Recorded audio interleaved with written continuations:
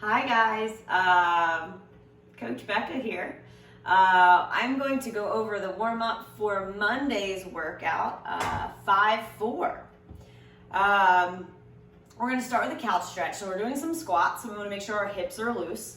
I'm going to put my foot up on my couch, hence the couch stretch, but it could be anything, right? My knee's going to drop to the floor, and I'm going to drive my hip forward, right? So I'm going to keep my rib cage down and squeeze my glutes so I feel this long pull here. If you are tight, that you feel shortened here and you can't get this long stretch through your quad and hip flexor, bring your foot off, right? And I can get the same stretch here, but I just have to squeeze my butt a little harder to drive through it a little harder. So that's if I'm extra tight, that's how I would do that. I'm going to hang out for a minute here, each leg. Then I'm going to get my shoulders loose a little bit. I need a little bit of shoulder mobility in here. I'm going to take my PVC pipe. It's a 5-footer. It's usually standard. If you don't have one of these, you can absolutely use a broomstick or a band. So I'm going to kind of demo with both. I'm going to keep my knuckles down and I'm going to try to do a pass-through, right? So when I do these pass-throughs, I want to make sure my shoulders are packed down away from my ears when I do it, meaning I don't want to do this, right? And if you're new at this, right, you're probably going to have to go extra wide, right? Because a lot of us are tight, so we get a lot of this when our elbows want to bend. If your arms don't go all the way over, that's okay. Stop where they go, right? And just come back forward again. So we're going to do 10 pass-throughs, right? Again, a broomstick, a PVC. I could take a band. I could do the same thing with a band.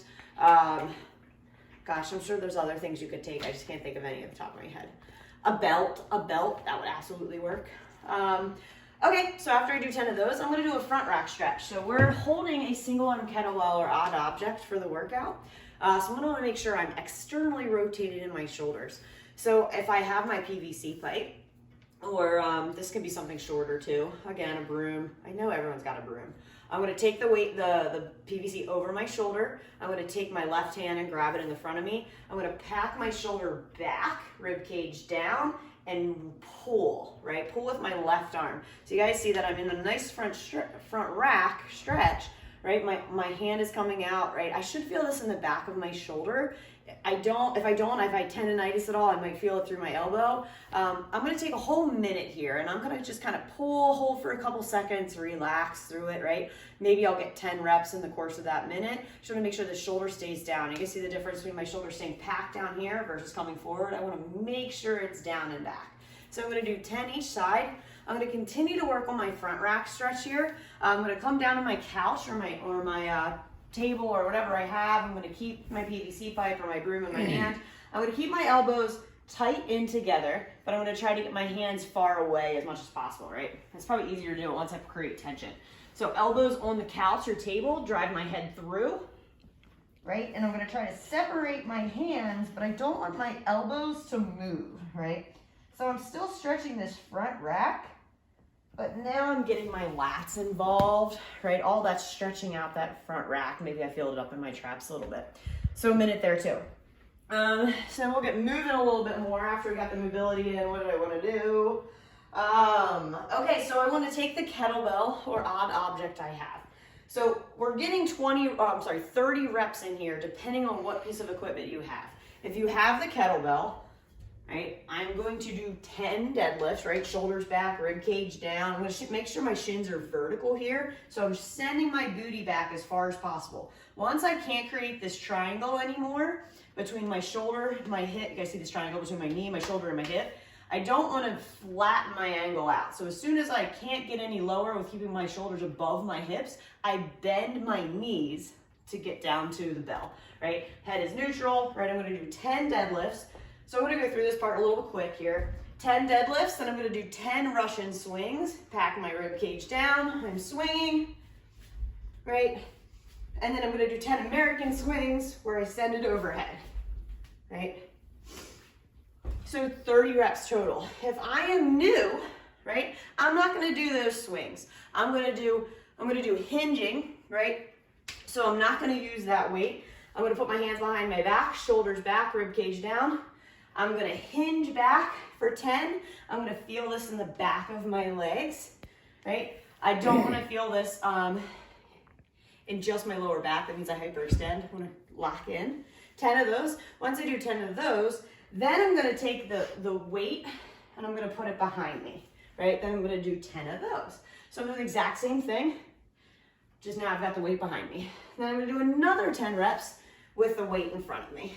Shoulders down and back, hitting that deadlift. And I don't even have to hit the floor, right? I can stop lower or stop higher if I feel it in my lower back, right? So I'm accumulating 30 reps, no matter how you're doing this.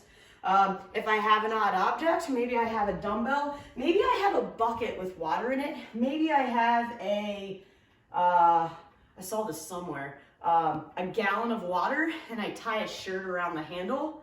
I could deadlift that. So I'm gonna kind of demo with my bucket here, right? So I could go through those movement patterns. I would not take my bucket. This is oil, by the way, and I'm in my house. I'm not gonna send this overhead, right?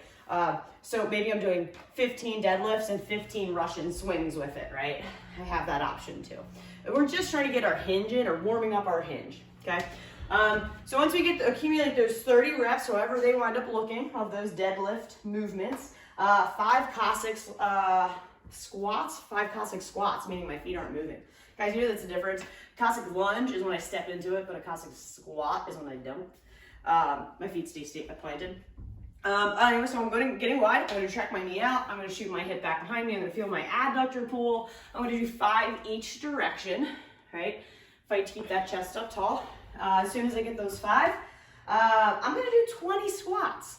I'm going to do 10 slow and 10 fast, right? So I'm going to tuck my tailbone under. And what I mean by that is take your rib cage and drive it down to your hip bone, right? So I am tight here, right? My shoulders stay back. I drive my knees out. My weight is in my whole foot, but I want to make sure the arch stays in my foot. So a squat up onto the balls of my feet, no go, no go at all, right? So again, rib cage down on my hip bone, drive my knees out, screw my feet into the floor, right? And stop whenever you feel like those feet want to lift, stop there, right? It doesn't have to be this deep squat unless you know what you're doing, right? Then I want you to break parallel, right?